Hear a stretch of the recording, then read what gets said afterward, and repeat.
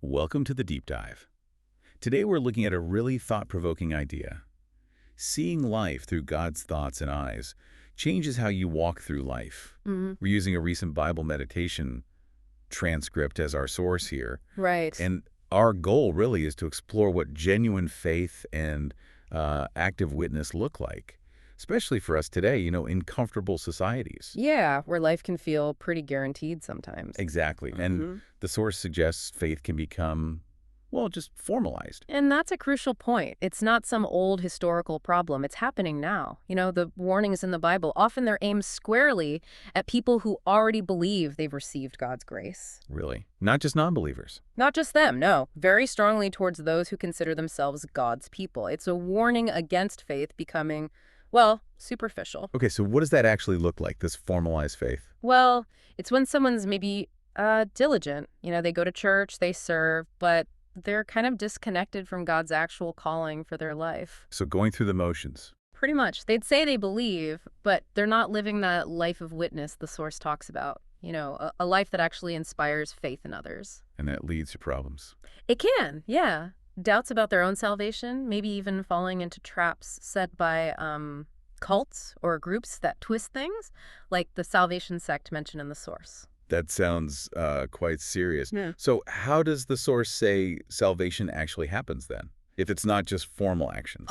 It's crystal clear on this. Salvation is entirely 100% by God's grace. Entirely by grace. Yes. It's not based on following rules perfectly or some kind of extreme devotion. Think about the Israelites in Egypt. God reached out to save them first through Moses. Before they kept any laws. Exactly. Before any of that, they couldn't earn it. And the source even says our faith itself is a gift of grace. It's not something we conjure up. Okay, that's fundamental. But then what about actions? What about God's laws? What's their role after someone is saved by grace? That's the next logical step, right? Once we become God's people through his grace, then the way we live.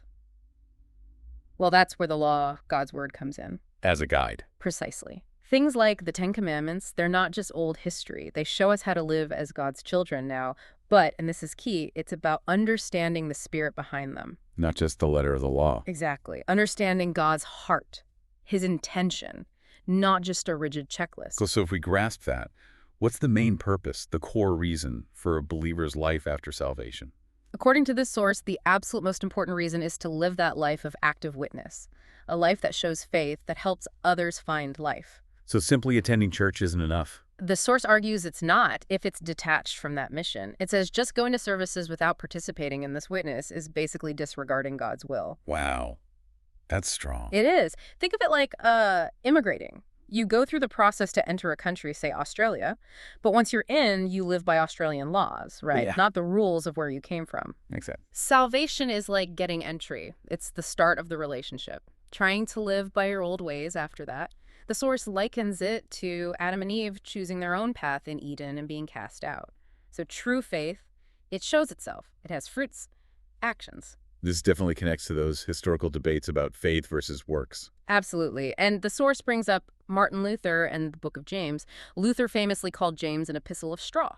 Because it emphasizes works. Well, the source suggests Luther's reaction, his very strong reaction, came from seeing so much empty, legalistic religion in Catholicism. He championed faith alone for salvation, which is right, but maybe he then downplayed James's message about the life that follows salvation. A life of action. The life lived out, yes. The point is, anyone's faith can become dry and superficial if they're not actively trying to understand God's heart and live as a witness. Yeah. It's about a real, present fellowship, walking with God. So wrapping this up for us listening today, what's the big takeaway? How do we apply this? I think it's a call to reflect. Honestly, ask yourself, is my idea of God's calling just about being, a better churchgoer? More religious? Or something deeper? Or is it a call to truly know God's heart and walk with him, letting that shape everything, even when I'm not doing anything overtly religious? Really seeing things through God's thoughts and God's eyes, like the title says. That's it. When our hearts start to align with his, the source implies we'll naturally walk the path Jesus walked. We'll care about the things he cared about, serve like he served. Our lives kind of become a navigation system for others. That's a powerful image. So maybe the final thought for you listening is this. Salvation isn't the end point, it's the beginning. What does it mean for you to move beyond just being saved, to actually live a life that walks with God, truly seeing the world and the people in it through His eyes?